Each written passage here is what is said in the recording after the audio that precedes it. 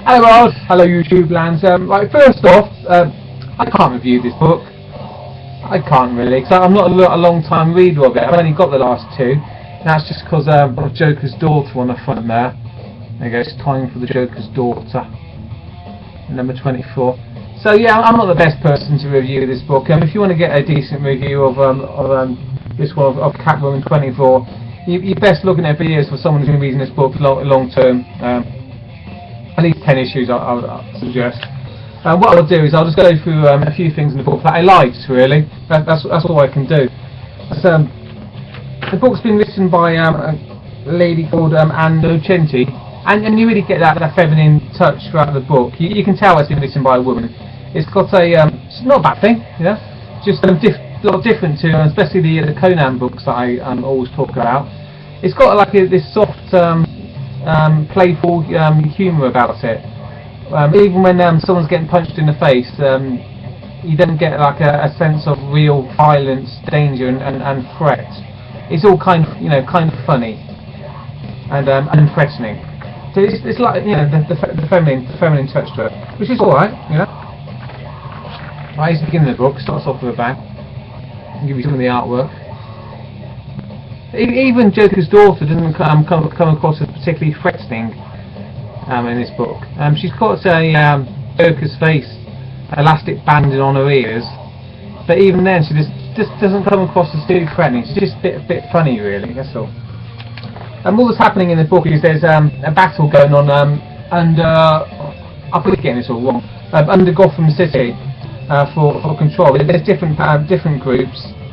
This Catwoman's following a girl called Tinderbox. Tinderbox has got a flame for her hair, and she was almost like sent by her dad to marry another clan. I remember a prince of another clan to join the group together and have some sort of peace going on in the underground of Gotham. But the son rejected her. What else is happening here? I don't really know. As I read the book, there's lots of these little panels, if you can see that. I'll get this right. So, see Catwoman, number 14 for that twisted tale. They got lots of that. So number 14, that was 15, 16, 17, 18, 19. That was seven books ago. So I don't know a lot about what's going on here. All I can do is take it for what it is, really, which is a bit of a fight in the sewers, for what I can tell, a bit of a struggle for power. I see that Catwoman's got this Q-type character here who's making the gadgets for her, and I notice her name is Tesla, which I quite appreciate because I recognise it's a reference to Nicola Tesla. And Nicola Tesla is a name that I come across quite often in the research that I do. In particular, is research into free energy and energy weapons. There are theories going around on the interweb that the events of 9/11, when the towers crumbled into dust, they didn't collapse like a pancake. They just sort of turned into powder. There's a book by Judy Wood, by Dr. Judy Wood, which goes into this in more detail. And her theory is that an energy weapon was used to destroy the towers, as well as the aircraft going into the towers, but also an energy weapon as well, which is why the towers turned into dust, and there was no sizable impression made on the seismic meter. Plus, the basin underneath the towers didn't crumble, which you would expect it to do, with all that weight of the building collapsing onto the basin. The reason why it wasn't ruptured is because the weight didn't collapse onto the basement. The buildings crumble into dust, which is very, very weird. That doesn't happen when buildings collapse. They don't crumble to dust. They tend to, crumble down. When you blow up in a building, it doesn't vanish. It doesn't vanish into dust. But that's what happened with 9/11, and that's what people will talk about, the free energy weapons, and Nicola Tesla talk about. So there's something for you to research for yourself. Nicola Tesla, free energy weapons. Dr. Judy Wood, 9/11. How did I get all that from this comic? Just because that girl there, his name is Tesla. What am I like, eh? What am I like? But the comic, I'll give you the example of the artwork. You don't want me ranting about 9/11 here for the entire review. There you go. And the fights, like I said before, they're not almost not real fights. They're like cat fights. You know when cats fight each other? Not like a serious fight, just almost like a play fight. And there's a good line here. Here we go. I appreciated this quote in the book. Many a war is won by striking the moments the other side is drunk on peace. That's quite clever, isn't it? I quite appreciate that.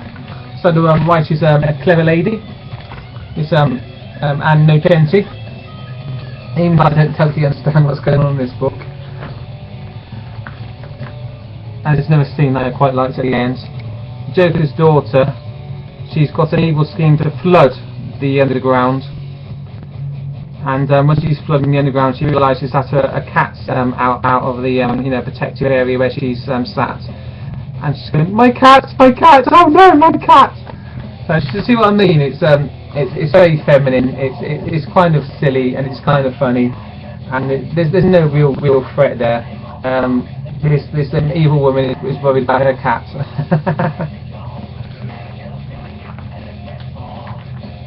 And at the end of the book, of course, you have a bit of a cliffhanger on what's going to happen to Catwoman. Cats don't go too well with water, do they? That's all I'm going to say about the cliffhanger here.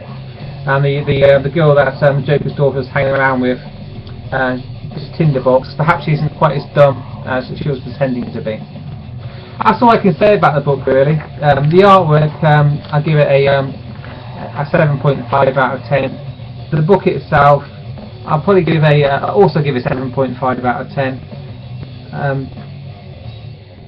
People reading it long term will obviously get a lot more out of it than I did there. But as just like a one-off, I've read the last two now. I'm making a little bit of sense of it, but not too much. And I did get the Tesla stuff out of it, and that great quote. And I like how Joker's daughter is worried about her cat. So I told you, that was a terrible review, wasn't it? But that's all I can get out of this book. Catwoman 24 by Anne Nocenti. A very feminine book. That's what, I call it a feminine book. But I enjoyed it, even though I'm a bloke. So 7.5 out of 10 for Catwoman number 24, starring Joker's daughter and poor old Soggy Moggy. That's it for me. I'll see you all later. Goodbye.